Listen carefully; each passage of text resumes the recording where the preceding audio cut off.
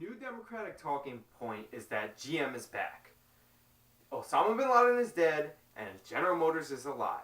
The bailout worked. In fact, the bailout has been renamed by the invisible magic hands of fucking propaganda into the auto rescue package. We rescue the auto industry. For those of you who don't know, General Motors last year reached #1 in sales again. It was the first time they were #1 since before the bailout that they received. Now, I'll give you a little. We don't need to go into this, but George Bush started the bailout of the banks, definitely, of the auto industry too, and then the Obama administration, like every other George Bush policy except for Americans torturing, continued the auto bailout. So General Motors was given $50 billion. $50 billion, by the way. Then they were forgiven in taxes and fees or whatever. They were forgiven about an extra $15 billion. So we're at $65 billion. So General Motors was given a $65 billion head start. Did that make them #1? No. So why is GM #1 in sales? Well, to figure out why GM is #1 in sales, you have to look at who was #1 the year before. Now, #1 the year before was Toyota. Toyota is a Japanese company. They manufacture cars in Japan. Toyota was #1. So Toyota's #1, and then last year they stopped being #1.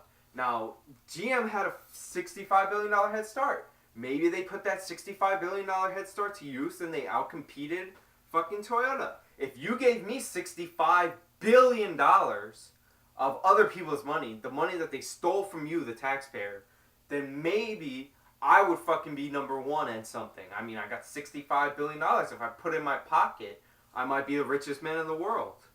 So, GM, $65 billion head start. The best competitor is Toyota. So, what happened to Toyota? Like I said, they weren't outcompeted by GM. So, let's review. A tsunami fucking hits Japan. It destroys a reactor. A reactor that I'll get into later. So, tsunami hits Japan, devastates Japan. Nuclear reactors blow up in Fukushima. The Fukushima reactors, they blow up and there's a nuclear meltdown. And one of the worst nuclear meltdowns in history, right? So, Toyota scales back production. General Motors was given $65 billion. A $65 billion head start. And they still needed their greatest competitor to be fucking destroyed before they could reach #1. So we're celebrating that a tsunami, every time they say GM is back, we're celebrating that a tsunami hit fucking Japan. Alright? And another thing, the reactor that melted down was built by GE, General Electric, another crony company that received money from the Federal Reserve.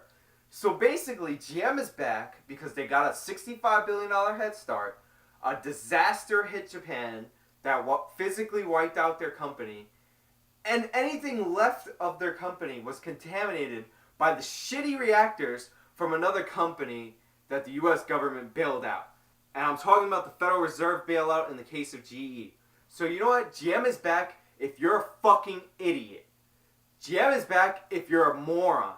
GM is back if you ignore that they haven't paid us back $18 million. GM is back if you ignore all the facts.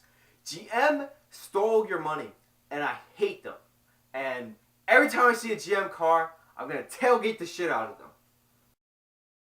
Oh, also, I was on TYT University earlier this week, and I'm going to post a link below to that, so check that out. And today's 420, which is National Weed Day. So for all you potheads, go toke up, have fun. And remember, related to weed, the slogan for marijuana legalization is "in our stores" means off our streets. "In our stores" means away from our kids or the children. And "in our stores" means out of our schools. And the fourth slogan is "drug dealers don't check ID." Alright, I'm Sean90. Subscribe, like, dislike too, because why not? See you later.